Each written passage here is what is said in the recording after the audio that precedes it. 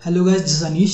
Welcome to new video. Welcome after long time. आज हम बात करेंगे कोटा सिटी के कोचिंग्स के बारे में। हम बात करेंगे कि जेईई की सिलेबस को किस तरह से पढ़ाया जाता है, उसे कैसे डिवाइड किया गया है, एग्जाम्स कैसे होता है और बैच की वर्किंग्स कैसे होती है। अब इससे पहले कि हम वीडियो स्टार्ट करें, अगर आपको ये वीडियो अच्छा लगे तो प्लीज़ लाइक दबाएं और अगर अभी तक सब्सक्राइब नहीं किया तो प्लीज़ चैनल को सब्सक्राइब करें। इस वीडियो में मैं जो बातें करूँगा वो इन जनरल है, यानी कि ऑलमोस्ट सारे कोचिंग्स के लिए एप्लीकेबल है। हो सकता है कुछ चीज़ें अलग हो क्योंकि वो कोचिंग स्पेसिफिक होती है, तो थोड़ा फर्क पड़ सकता है। अब जेईई जो सिलेबस है वो काफ़ी वास्ट है। उसको कवर करने के लिए और पढ़ाने के लिए आसानी होने के लिए इसको 11th और 12th के सिलेबस में डिवाइड किया गया है। ये काइंड ऑफ सीबीएसई के जो एनसीईआरटी बुक्स है उससे रिसेम्बल करता है। अब बस फर्क इतना है कि सीबीएसई में कुछ चैप्टर्स एक्स्ट्रा हैं और जेईई में कुछ टॉपिक्स अलग हैं। जेईई में पीसीएम यानी कि फिजिक्स, केमिस्ट्री और मैथ्स के क्वेश्चन आते हैं। इनमें केमिस्ट्री के भी 3 पार्ट्स होते हैं, ऑर्गेनिक, इनऑर्गेनिक और फिजिकल केमिस्ट्री। इन सारे सब्जेक्ट्स का यूज़ फ्यूचर में आईआईटी में जाके होता है, इसलिए जेईई में इनको इंक्लूड किया गया। अब अगर हम 11th-12th का डिस्ट्रीब्यूशन देखें, थ्रू आउट 11th और 12th मैथ्स की क्लासेस और फिजिक्स की क्लासेस कंटिन्यूस चलती रहती हैं।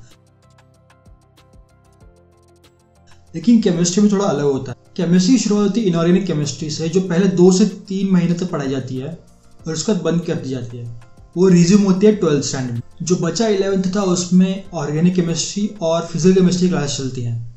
जब 12th स्टार्ट होता है तो फिजिक्स और मैथ्स के साथ ऑर्गेनिक केमिस्ट्री, इनऑर्गेनिक केमिस्ट्री और फिजिकल केमिस्ट्री तीनों ही क्लासेस चलती हैं। तो पूरे 12th में 5 सब्जेक्ट्स की क्लासेस होती हैं। अब जैसे मैंने पहले बोला था कि सबका सिलेबस थोड़ा अलग हो सकता है, सबके तरीके थोड़े अलग हो सकते हैं। इसके एग्जाम्पल के लिए मैंने अपने एक फ्रेंड से बात की जो वाइब्रेंट एकेडमी से बिलोंग करता है। Soman, welcome to the channel. मैं डिस्कस कर रहा था कि कोटा में सिलेबस किस तरह से होते हैं, टीचिंग किस तरह से होती है। अब एज आई अंडरस्टैंड अलग अलग इंस्टीट्यूट्स में अलग अलग टाइप से पढ़ाते हैं, अलग अलग स्ट्रैटेजी होती है उनकी। तो वाइब्रेंट का भी मैंने सुना कि थोड़ा अलग होता है, तो क्या तुम एक्सप्लेन कर सकते हो वाइब्रेंट में क्या अलग? तो बेसिकली वाइब्रेंट में कैसा है कि हर इंस्टीट्यूट का अपना कुछ स्ट्रेंथ है पर्टिकुलर सब्जेक्ट वाइज। तो जो वाइब्रेंट का स्ट्रेंथ है वो है केमिस्ट्री। सो उनके जो HODs है उनमें से MS चौहान जो है वो ऑर्गेनिक केमिस्ट्री के काफ़ी रिनाउंड टीचर हैं, सब उनके बुक्स यूज़ करते हैं।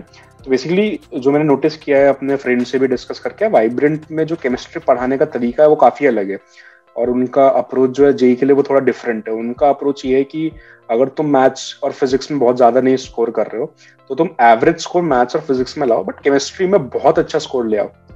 तो केमिस्ट्री को इतना ज़्यादा स्ट्रॉन्ग कर लो कि तुम्हारा स्कोर बहुत अच्छा है। तो ये बेसिकली उनका अप्रोच रहता है। और जो मैंने नोटिस किया है नोट्स में भी, तो वहाँ पे इनऑर्गेनिक केमिस्ट्री को पढ़ाने का तरीका जो है वो काफ़ी डिफरेंट है बाकी इंस्टीट्यूट से। अच्छा कि मतलब बाकी इंस्टीट्यूट्स केमिस्ट्री को फर्स्ट के बाद पॉज कर देते हैं, फिर 12th में रिज्यूम करते हैं। वाइब्रेंट में मैं अंडरस्टैंड करते हैं इससे थोड़ा अलग होता है। हाँ, वाइब्रेंट में डिफरेंट है। वाइब्रेंट में क्या है कि वो लोग 11th में केमिस्ट्री बहुत कम पढ़ाएंगे, मतलब एक बहुत ज़्यादा बेसिक लेवल पे। फॉर एग्जांपल कि पीरियोडिक टेबल ये है, ऐसे डिवाइड करते हैं, तो बहुत बेसिक, कुछ भी नहीं। और 12th में वो वापस से 0 से केमिस्ट्री को स्टार्ट करते हैं।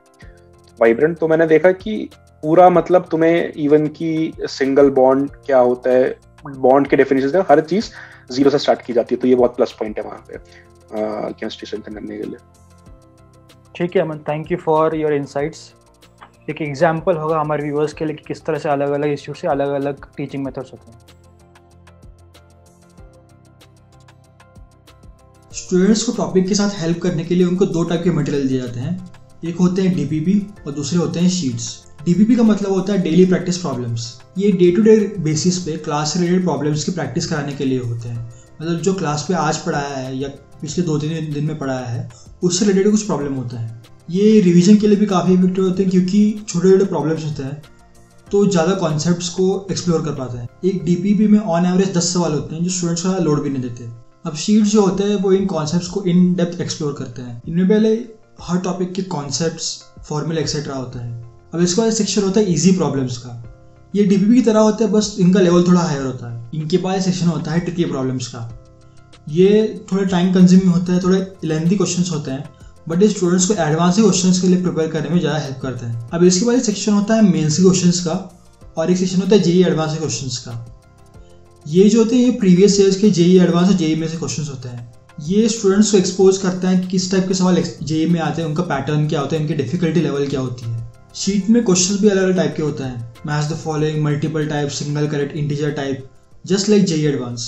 इनके अलावा फिजिक्स में कुछ एडिशनल टेक्स्ट बुक्स भी यूज़ किए जाते हैं, for example H C. Verma, Resnick Halliday सिंगल, और कभी कभी आई रेडोफ भी यूज़ करते हैं। ऑल्दो आई रेडोफ काफ़ी हाई लेवल की बुक है, उसको रेयरली यूज़ किया जाता है। As it would SIM 12th में यहाँ लोड होता है 11 से, क्योंकि हर सब्जेक्ट की क्लास चल रही होती है। अब हम आते हैं एग्जाम्स यानी टेस्ट की तरफ, जो स्टूडेंट्स को अपनी परफॉर्मेंस को चेक करने में यूज़ होते हैं। अब हम आते हैं आरटीज यानी रिव्यू टेस्ट के ऊपर। रिव्यू टेस्ट स्टूडेंट्स को अपने परफॉर्मेंस चेक करने में काम आता है, लेकिन इससे ज़्यादा वो स्टूडेंट्स को अपने वीक सब्जेक्ट्स और स्ट्रॉन्ग सब्जेक्ट्स इनको पहचानने में मदद करता है। 11th में रिव्यू टेस्ट महीने में एक बार होता है और ये जेईई एडवांस के पैटर्न की तरह ही होते हैं, यानी एक टेस्ट 6 घंटे का होता है। इनके आंसर आपको जेईई एडवांस की तरह OMR शीट में भरने होते हैं। लेकिन 12th में एक महीने में 2 आरटीज होती हैं, एक जेईई मेन स्टाइल में जो कि 3 घंटे का होता है और एक जेईई एडवांस स्टाइल में जो 6 घंटे का होता है। इससे स्टूडेंट्स को जेईई मेंस और जेईई एडवांस दोनों की एग्जाम्स की तैयारी होती है। जो जेईई एडवांस का एग्जाम होता है उसका पैटर्न हर महीने चेंज होता है, कभी कभी ये पुराने एग्जाम्स को मिमिक करने के लिए भी होता है। इसका इंटेंशन ये होता है कि जेईई एडवांस में आपको किसी भी टाइप के क्वेश्चन आ सकते हैं, किसी भी पैटर्न में आ सकते हैं। So students should be ready for everything. उनको एग्जाम में आगे शॉक नहीं होना चाहिए। कोटा में जो स्टार्टिंग के रिव्यू टेस्ट जो होते हैं वो खाली जो उस महीने पढ़ा है उसके बेसिस पे होते हैं, लेकिन जब स्टूडेंट्स 12th के पास में आते हैं या 12th में आते हैं तो जो पूरा आज तक का जो भी पढ़ाया हुआ है वो पूरा सिलेबस आता है। इससे टैकल करने के लिए स्टूडेंट्स के पास यूजुअली 2 टाइप के स्ट्रैटेजी होते हैं, एक शॉर्ट टर्म और एक long term. Short term strategy ये है कि आप टेस्ट टू टेस्ट पढ़े, यानी कि इस टेस्ट का मटेरियल इस टेस्ट में पढ़ना है। अब इसका जो फ़ायदा है वो उस टेस्ट के लिए काफ़ी होगा, मतलब आप उस रिव्यू टेस्ट में काफ़ी अच्छा परफॉर्म करोगे। लेकिन लॉन्ग टर्म में जब आपको 12th में पूरा सिलेबस कवर करना होगा तब उस टाइम पर मुश्किल होती है। जो लॉन्ग टर्म स्ट्रैटेजी होती है उसमें ये होता है कि आप हर रिव्यू टेस्ट में पिछला प्लस आज का जो टॉपिक है वो पूरा पढ़ें। इसका फ़ायदा ये होता है कि आप जब 12th में एग्ज़ाम देंगे या जब आप जेईई एडवांस देंगे तो आपको रिवीजन करने काफ़ी आसानी होगी कि आपके पूरे सारे टॉपिक्स ऑलरेडी थोड़े थोड़े रिवाइज होते रहते हैं। आपको बस मेन पॉइंट्स और कुछ इंपॉर्टेंट टॉपिक्स देखने पड़ेंगे, ज़्यादा मेहनत नहीं करनी पड़ेगी उस टाइम पे। इन टेस्ट के सोल्यूशंस टीचर्स क्लास में डिस्कस करते हैं और इनके डाउट्स और क्वेश्चंस को सॉल्व करते हैं। ये कंप्लीट एनालिसिस और लर्निंग के लिए हेल्प करता है। हर टेस्ट के बाद यानी हर आरटी के बाद आपको 2 रैंक दी जाती हैं। एक होती है आपकी टेस्ट रैंक, सेकेंड होती है आपकी क्यूमुलेटिव रैंक। टेस्ट रैंक जो थी वो उस टेस्ट में आपके पूरे इंस्टीट्यूट में आपकी क्या रैंक है वो बताती है, लेकिन क्यूमुलेटिव रैंक आपके इस टेस्ट प्लस आपके पिछले सारे टेस्ट के बेसिस पे आपकी क्या क्यूमुलेटिव रैंक है वो बताती है। इनसे क्या इफेक्ट होता है वो हम देखेंगे बैच सिस्टम्स में।